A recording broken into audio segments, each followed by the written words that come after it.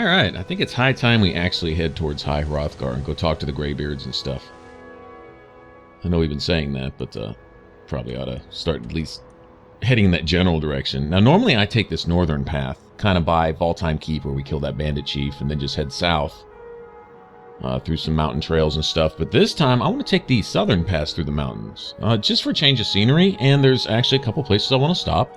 I want to grab Nettlebane from the Hagraven, and then a little farther along to the east over there, before we actually head north up to Iverstead, I want to stop by Frokie's shack, and I want to grab the, it's a circlet. Was it the Diadem of the Savant or something like that? Anyway, I want to grab that. It actually counts towards armor. It's a pretty cool item. And then there's one particularly nasty dragon that I want to deal with.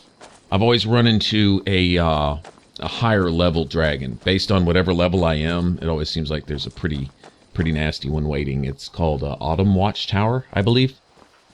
But anyway, there's my favorite shout is there, my absolute favorite shout. Since we have the whole, you know, dragon shouts and dragon souls and stuff unlocked, might as well start collecting that kind of stuff. And it'd be cool to have that. And then when we join the Dark Brotherhood and the Dark Brotherhood Sanctuary itself, there's another one of those. And then just off to the west of Windhelm is the third part of that shout, the Mark for Death shout. And I gotta say, that's my absolute favorite shout. I love it. I really, really do. It's just the one it's just the one I roll with. So, you see, it's really effective with this particular playstyle too.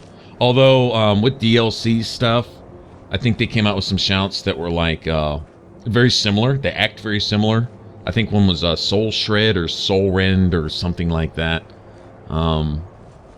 Anyway, there's some that are kind of like it from what I saw, but Mark for Death, I mean, it's good enough for me. It works just fine. It can affect multiple enemies. It's just awesome.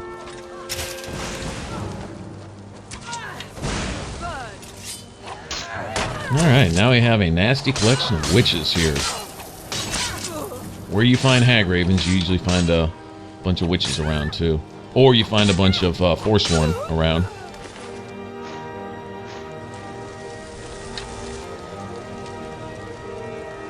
I'm not sure what the whole lore is with Hagravens and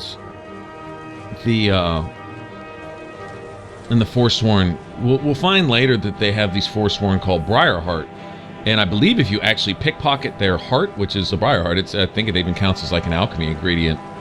But I believe you kill them outright, and essentially they're sacrificed essentially to the Hagravens and created as these Briarhearts, and they're pretty nasty.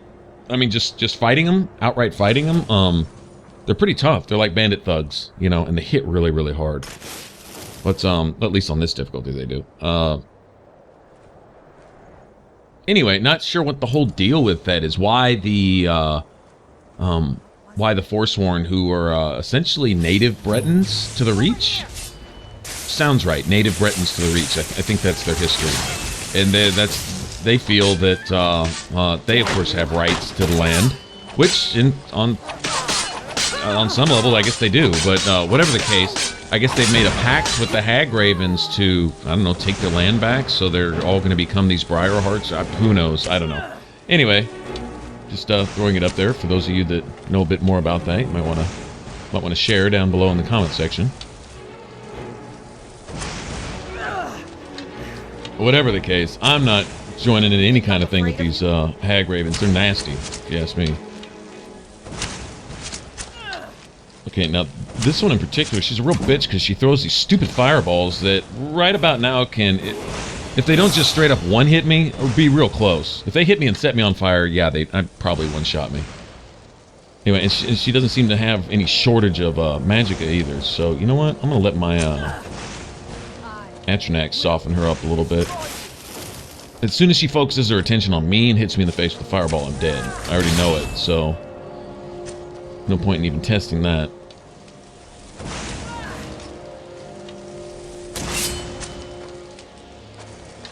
And she'll be carrying Nettlebane. I'm not sure how Danica Purespring, or whoever that lady is that's watching over the temple, I'm not sure how she knew this, okay? She just heard a rumor that this particular Hagraven had this dagger or something. That's kind of disturbing that she would know that and how she came to know that. And it kind of leads me to think that maybe using this dagger on the tree maybe isn't necessarily the right way to go. Okay, well, at least I didn't get one-shotted, but pretty close. Yeah, real close. Yeah, that's fine. Let Uthgar get her attention. I think if you stay right up on her, then she resorts to melee, which she could probably two-shot me with melee too, but it's better than those stupid fireballs.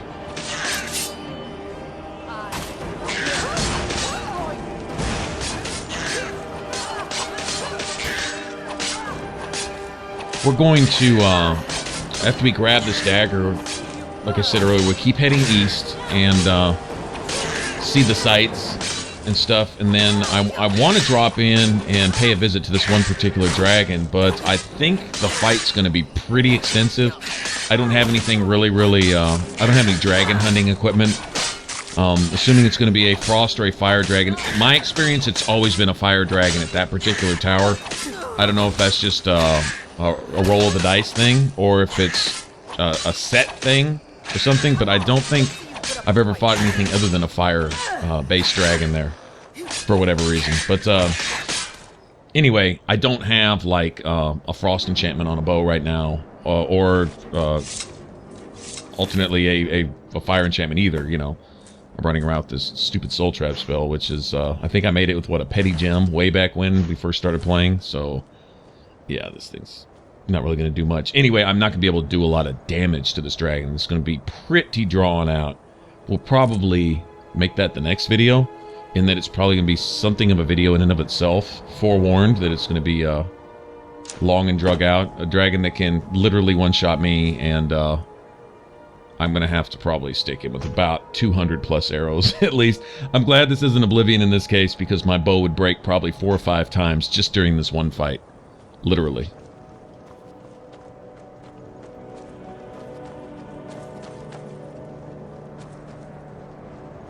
Alright. Well, we got that nasty bird, hag, woman thing out of the way. Might as well loot the place. We earned it, right?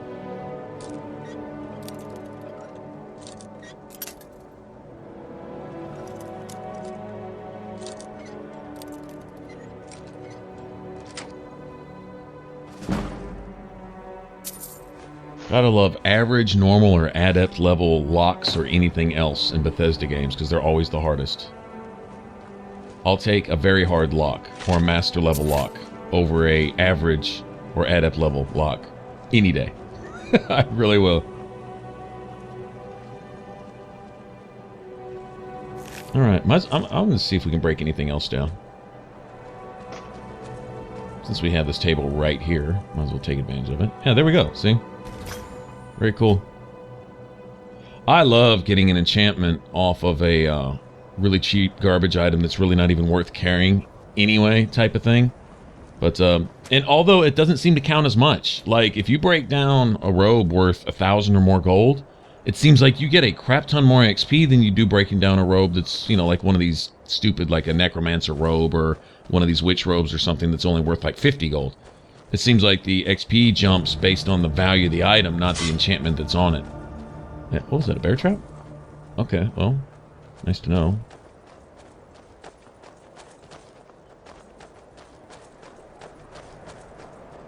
Alright, we got the snow starting here. The weather changes are really cool. I remember leading up to the release of Skyrim, you know, of course I was one of those guys that was on Google every day.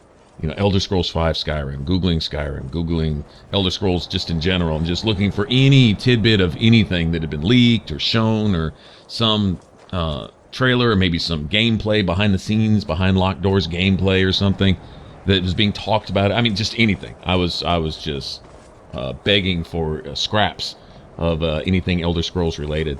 And I remember finally, you know, we get this interview with Todd Howard, and he talks about it, you know, and they did the same thing with their other games, with Oblivion and such.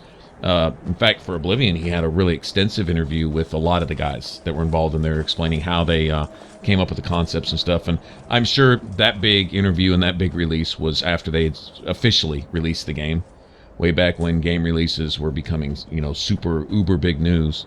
And anyway, when we finally got something on Skyrim, he talked in depth about their desire to make, you know, the weather patterns and the challenges, and it being a really mountainous area, taking advantage of that. And you'll notice a lot of the times, you know, if you actually pay attention to it, that the higher you go in a mountain, you'll actually see the weather subtly change.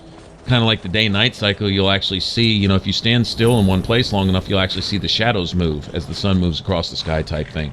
Well, in this, the higher you get up into a mountain, a lot of times you'll see... What is that?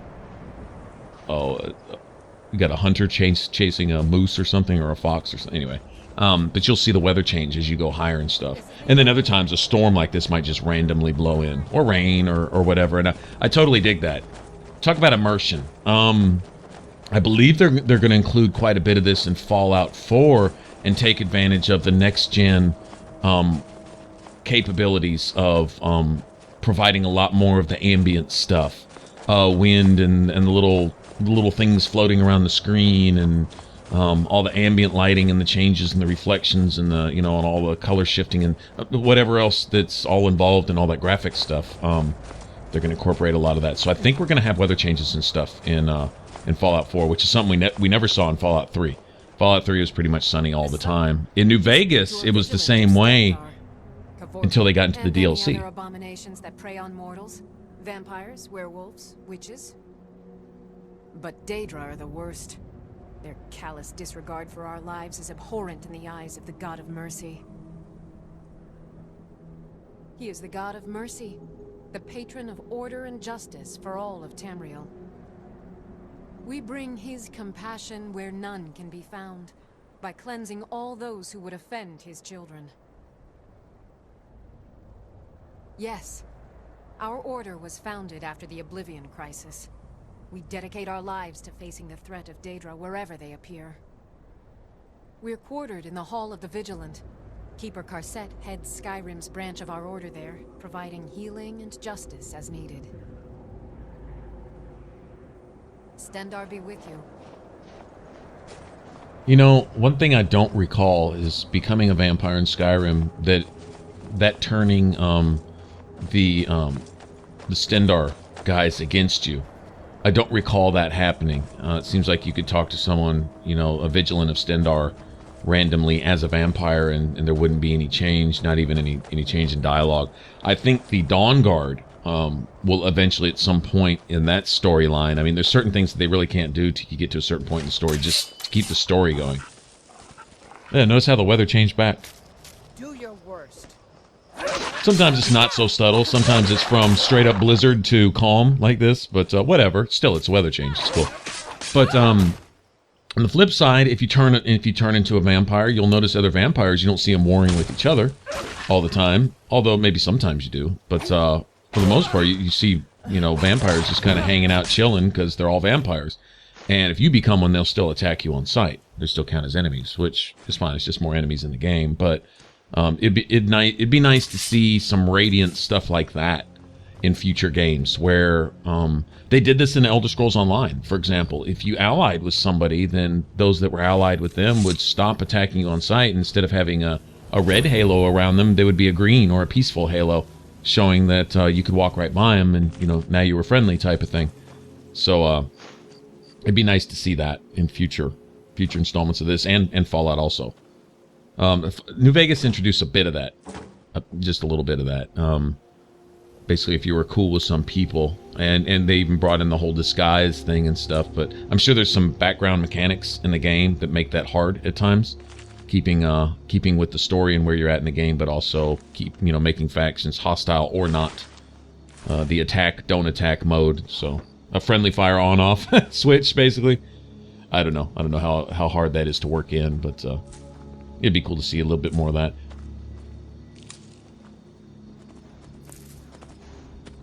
I think it would add a lot to a game if you allied with somebody and you really, to feel like you belong, all of a sudden, you your friends are my friends, your enemies are my enemies type thing, and that really to play a deeper role in the whole, you know, in your place in the world.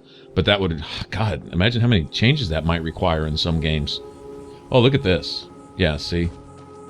Daytime, all peaceful. Calm after the storm type thing. Very cool. This is where Skyrim shines, right here. I mean, look at this.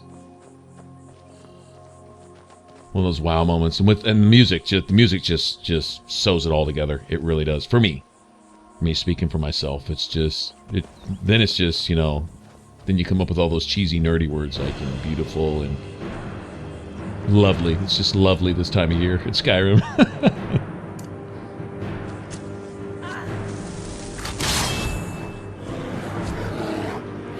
All right. You know, I think I'm gonna start collecting some bear pelts too. I know there's a certain lady who wants bear pelts. Knowing this ahead of time, let's go ahead and grab some. I forget how many she wants. I think it's like 10 or 15 of them.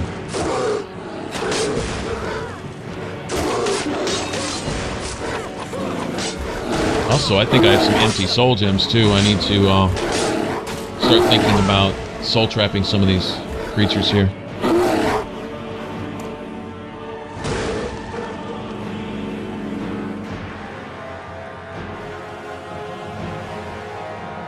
Gotta have the magicka to do it.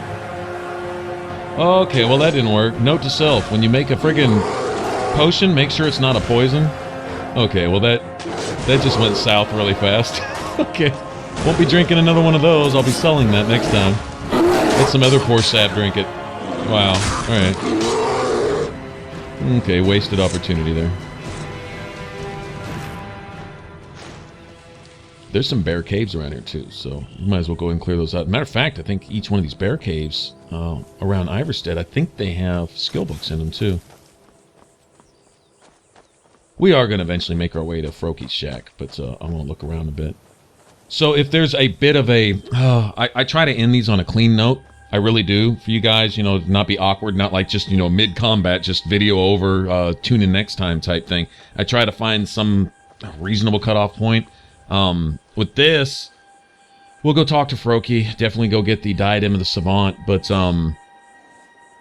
the dragon fight that we're about to have, like I mentioned earlier, it's just, it's so long, it's going to take, I already know it's going to be drug out forever, so try to include that here. This is going to wind up being a 2-hour epic movie, if I'm not careful, so I think after we're done talking to Froki and all that, we'll just probably cut it off there, then we'll head over, fight our dragon, do what we can, and if we have time, maybe get to Iverstead itself, and then we'll start making our way up the 7,000 steps and all that. Not sure what all we do on this side of town. Lots of stuff open to us. Now that we're getting to the mid to high teens, getting close to, you know, around level 20 now, lots of things are starting to open up. There'll be Daedric quests available to us. Lots of different stuff we'll do. Some of them will take us elsewhere in Skyrim. Way across the map, like off into the Reach, you know, Markarth and stuff like that. Then once you get there, Markarth to me is like, I always knuckle under and I say, okay, when I head to Markarth, I need to be prepared to spend some days there, because several Daedric quests, at least 3 right off the top of my head that I can think of. Is it 3? Maybe more? Anyway, you got see, you got the whole Moloch Ball. You got not Meridia. What's her name? The cannibal one. Anyway, you got that one. Then you've got the thing for the okay, what is that temple? Oh my gosh, names are failing me. If you haven't. If you stuck with my channel, you know that I'm really, really bad with names until we get there. I know where I'm going, I just forget what it's called. Type of thing. Alright, sorry about that. Anyway, you have some ladies in the temple up above, the Freaky Sisters, I like to call them, and they want to send you off to find their Sibyl of... Dibella! Yeah. Anyway. Alright, so they're all about love and sex and being hot and stuff. So anyway, there's the whole Dibella thing, and that's not exactly a Daedric quest, it's more like a Divine's quest or whatever, but that leads to actually leads to a perk. It's like the Black Widow perk, kinda, in Fallout. Basically, it allows you to persuade, or I guess intimidate, whatever, seduce the opposite sex. I think it especially plays in if you're playing a female. I don't know how the perk works for a male character. Not sure. I know for a female character, and considering a lot of your enemies are going to be male, it's very similar to the Black Widow perk, and it of course allows you to do some bonus damage to the opposite sex. And that bear is eating my lunch. I need to get away. Run, flee, run away. Okay. Hopefully, either my Atronach can get that bear's attention, or Uthgar can get that bear's attention, because he's really wanting to finish me off. All right. So anyway, like, getting a Daedric quest, like the one for Sam Gwevin, the Sanguine Rose quest. He'll send you off there, and then basically, as soon as you walk out of the temple there, there's all kinds of stuff there. There's a guy who wants to stop you and deal with the whole Moloch Ball thing. If you talk to one guy up in the palace or the keep, he sends you eventually off to deal with the whole what is her name? The Daedric one, with the cannibals and stuff. Anyway, you can deal with that. It seems like there's one more available there, or nearby. Maybe I'm just thinking of Periite, because they send you to deal with Orchendor and some dwarven ruins, and that's not really Markarth. But it's in the Reach. I'm 99% sure it's in the Reach. So maybe that's what I'm thinking. Anyway, being in that general area as you kind of branch out and go do things, especially if you want to do some stuff for the Jarl, eventually earn the right to get a house. Markarth house is pretty cool, actually. That's a dwarven house if you're into the whole dwarf thing. So I just prepared to spend days there, and obviously I want to get there at some point because I want to get my armor. That's the armor that I'm looking for in the game. That's my quote-unquote end-game armor. And there's essentially an endless supply. As long as you have Forsworn around, you can grab as much of my armor as I want. So there we have it. All right, yeah, we got a skill book here. Very cool. Very cool. I was thinking there was one here. It seems like there's another cave at the foot of the 7,000 steps too, and it has another skill book in it too. Pretty sure.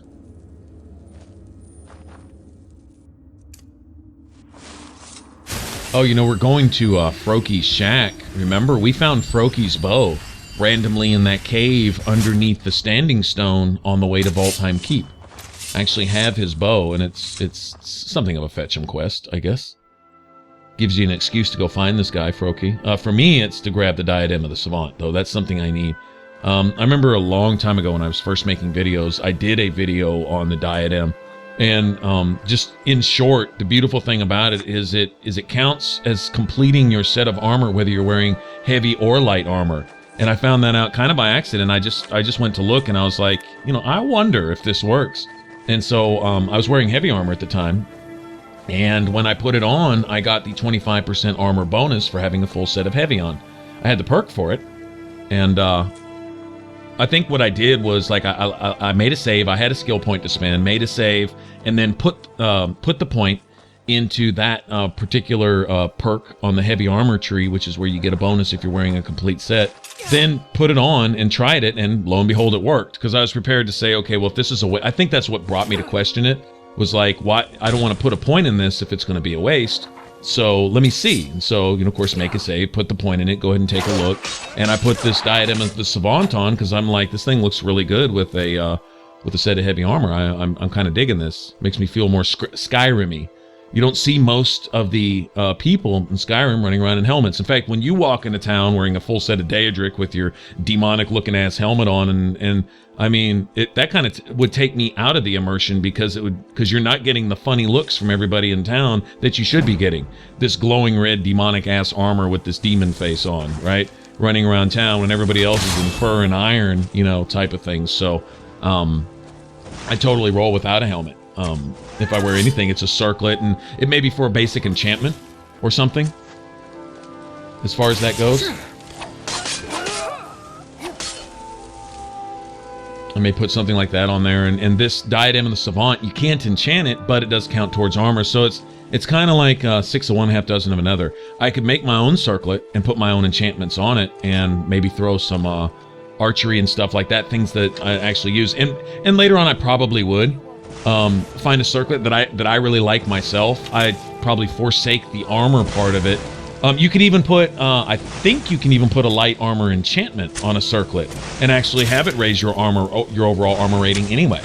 I think you can do that. If not, you can make up for it on another piece of armor or whatever. But I know you can at least put archery on it, and once you can dual enchant, there's certain enchantments that go on some pieces and not on others. Like one-handed skill obviously can go on like gauntlets and stuff, but not on boots. I think one-handed doesn't go on boots, but like archery does. But archery doesn't go on what is it, chest pieces. But I think one-handed can go on your chest piece or something like that. Anyway, once you're at the enchanting table, you can just, you know, go through all your enchantments and see what fits on what type of thing. But anyway, circlets are kind of a nice compromise for me.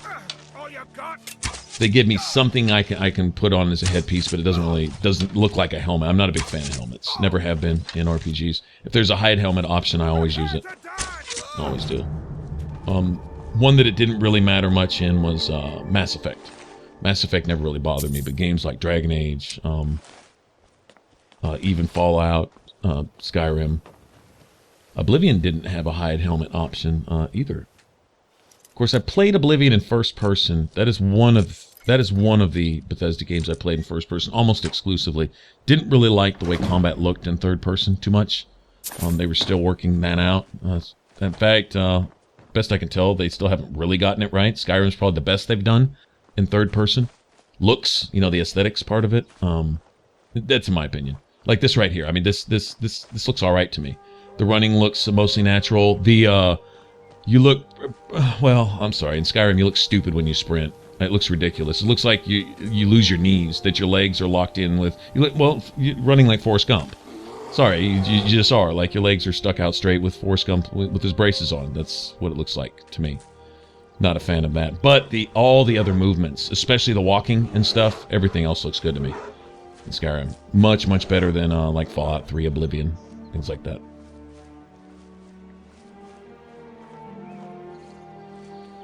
Alright, so, just trying to fill the gaps here. We're just making this long trek up the hill.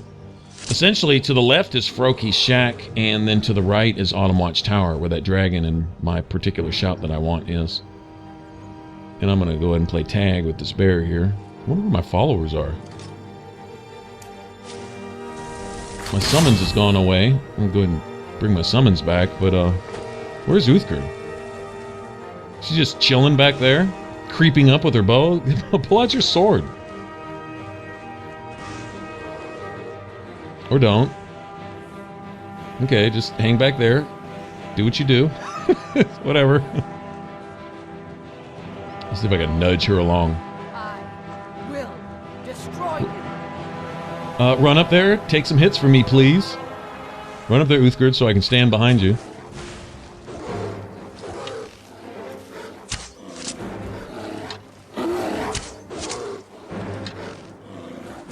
Yeah, bears are no joke. They're not quite as intimidating now as they are at much lower levels, but they still do some damage. It's a little easier to kill them now. Come in at level 5 and fight a bear. Yeah, assuming you can find a bear at level 5. If you do, just like those stupid saber-toothed Bengal tiger things, man. Those sons of bitches. Just minding your own business, you know, headed towards Halted Stream Camp or somewhere, anywhere just outside of Whiterun, basically. And they're all ninja-like, right? So you don't know they're there until they pounce on you and then they one-hit you out of nowhere. Walking along, minding your own business, picking flowers, doing what heroes do, you know, no big deal. Just whistling through the daisies, and next thing you know, you're just insta-dead. Friggin' cat jumps out of nowhere. A lot of times if you see me going through an open field and you see me drop into sneak every once in a while, it's to see if the little eye opens up, to see if I'm being watched. And a lot of times it's a stupid saber.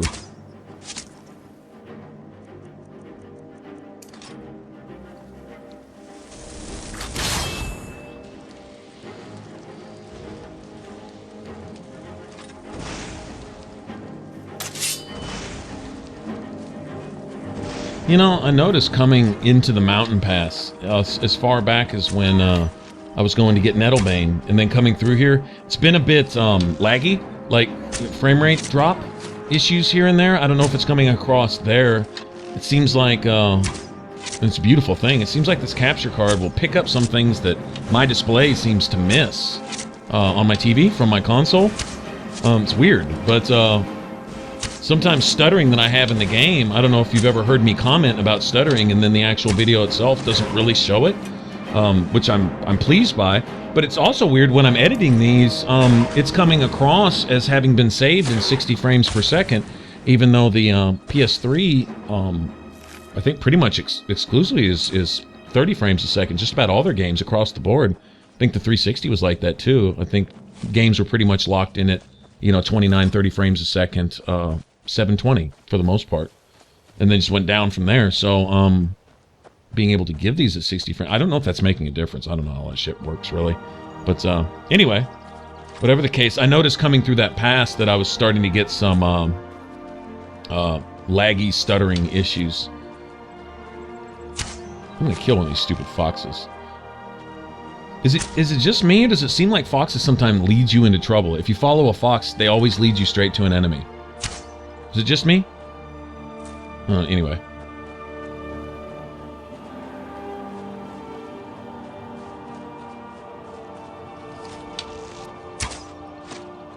Okay.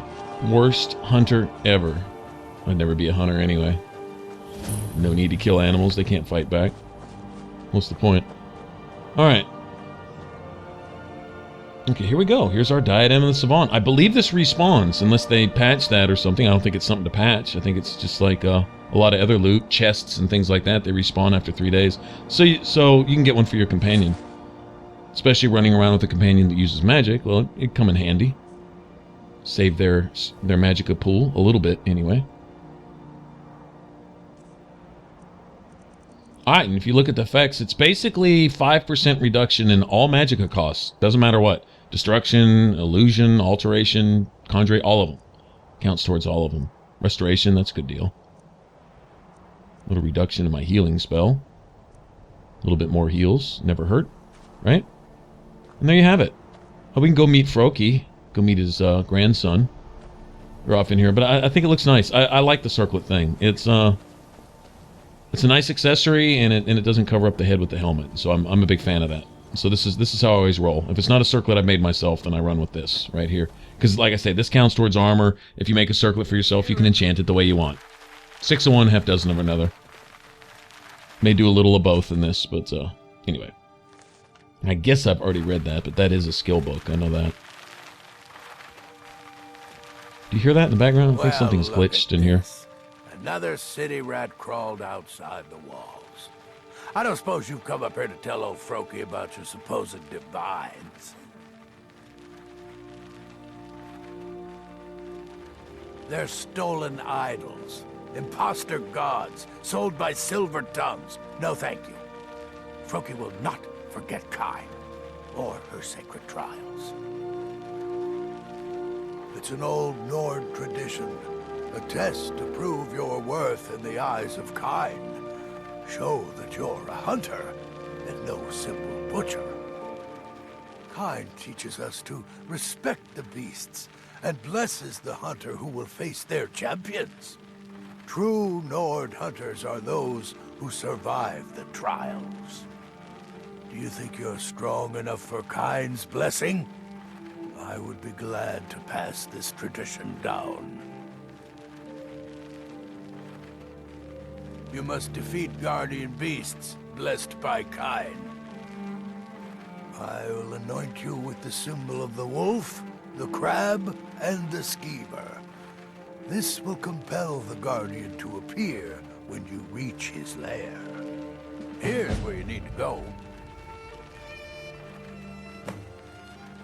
The sycophants in the temple would call her Kinnereth, just a pale shadow of the truth. Like all the temple divines. Kyne, blessed warrior wife, Shore's widow, sacred to any true Nord hunter. She's the mother of men and beasts, and her veil is the storm.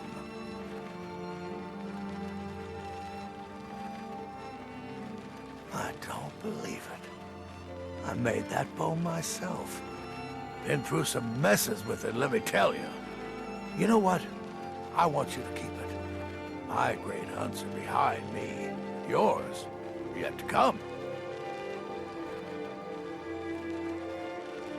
And grandson, he's a strong lad.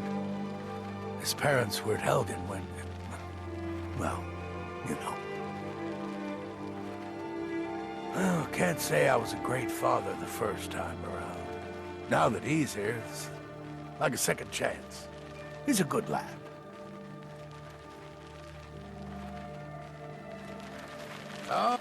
Make it quick. Return when you've defeated the Guardian Wolf, Crab, and Skeevar. Don't mock it, Pop. Even the lowliest beasts can kill the weak and arrogant. We'll try more powerful enemies next, if you survive this. All right. I'm 11 years This old is and I one can take quest that I don't think I've ever Someday, followed all I'm the gonna way kill a out. dragon all by myself. Off the top of my head, I don't think I have. Froki won't let me hunt on my own yet, but he never shuts up about killing his first stag when he was 11. It ain't so bad. I miss living with my parents back in Helgen, though. Froki can't cook, and there's nobody to talk to up here.